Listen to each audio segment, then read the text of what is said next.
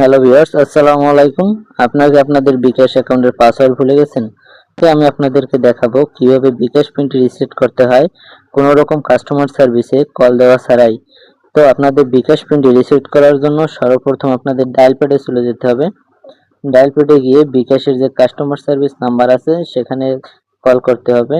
তো আমি কল করছি। কাস্টমার সার্ভিস বলতে ওরকম না, যেমন *247# এরকম দিয়ে কল দিবেন। কল দেওয়ার পরে আপনার যে নাম্বার দিয়ে বিকাশ অ্যাকাউন্টটি খোলা সেই নাম্বারটি দিবেন। নাম্বারটি দেওয়ার পরে দেখতে পারবেন আপনাদের সামনে এরকম একটা এসএমএস এর মতো বক্স এসে পড়বে। তারপর এখানে দেখতে পাচ্ছেন সেন্ড মানি, মোবাইল রিচার্জ সবকিছু আছে। তাহলে নিচে যে দেখতে পাচ্ছেন 10 নম্বরে রিসেট পিন, জাস্ট আপনারা এখানে 10 লিখে সেন্ড করে দিবেন। সেন্ড করে দেওয়ার পরে দেখতে পারবেন enter your bKash registration NID, passport, driving licence number. তো আপনাদের যে বিকাশ অ্যাকাউন্টটি যে এনআইডি কার্ড দিয়ে খোলা সেই এনআইডি কার্ডের নাম্বারটি দিয়ে দিবেন। তো আমি নাম্বারটি দিয়ে দিচ্ছি। আমার এনআইডি কার্ডের নাম্বারটি দেওয়া হয়ে গেছে। জাস্ট এনআইডি কার্ডের নাম্বারটি দেওয়ার পর যে সেন্ড অপশন দেখতে পাচ্ছেন এখান থেকে সেন্ড করে দিবেন। তারপর এখানে আসছে enter your 4 digit of your birthday year, মানে আপনার যে জন্মসালটা, জাস্ট এখানে জন্মসালটা দিয়ে দিবেন। তো আমি জন্মসালটা দিয়ে দিচ্ছি, যেমন আমার জন্মসাল 2006। তো 2006 লিখে আমি সেন্ড অপশনে ক্লিক করে দেব। সেন্ড অপশনে ক্লিক করে দেওয়ার পরে দেখতে পাচ্ছি select on form last 10 outgoing transaction in 30 day, মানে আপনি 30 দিনের ভিতর যে কোনো ধরনের ট্রানজ্যাকশন করলে লাস্ট ট্রানজ্যাকশন কোনটা করছেন সেটা দিয়ে দেবেন। যেরকম send money, mobile recharge, payment, bill pay, আপনি কোনটা করছেন লাস্ট সেটাই দিয়ে দিবেন। তো আমি মোবাইল রিচার্জ করছি, তাই 2 দিয়ে সেন্ড করে দিব।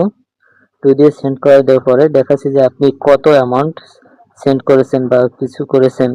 তো আমি এখানে 20 টাকা মোবাইল রিচার্জ করছিলাম লাস্ট, তো আমি এখানে 20 দিয়ে সেন্ড করে দিচ্ছি।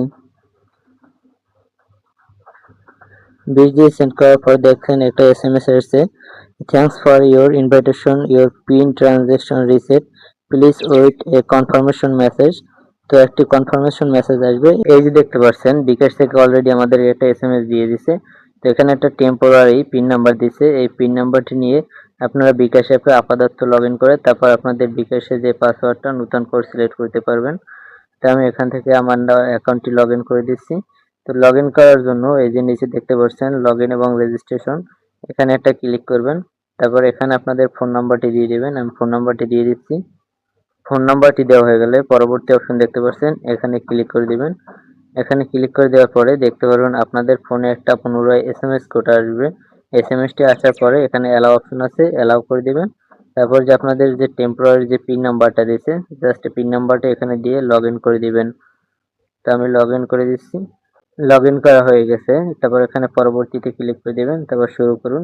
এখানে ক্লিক করে দেওয়ার পরে দেখতে পারবেন আপনাদের বিকাশ অ্যাকাউন্টটি লগ ইন করা হয়ে গেছে এবং আপনারা নতুন করে এখান থেকে নতুন পিন সিলেক্ট করে নেবেন।